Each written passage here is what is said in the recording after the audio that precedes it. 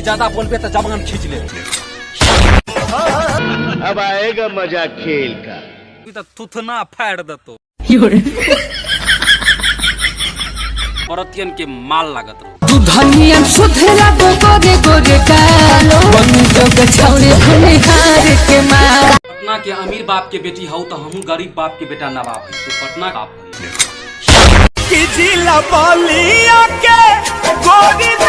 है की पटाई का है कि लड़की पटावे हम सब कर बाप है।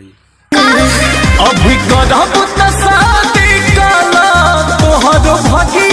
फाइव स्टार होटल खुलवा दी। हीरो शॉपिंग करा दो जानो पिज्जा खेल। मेहरारू पानी न दे के हरिद्वार के कहानी बतावे लागल। जब हम खिसिया के मारे दोगनी मेहरारू सब कुछ छोड़ के हमर पाँव दबावे लागल। हम जनानी का हो तबे नु हम जनानी ससुरा में सैया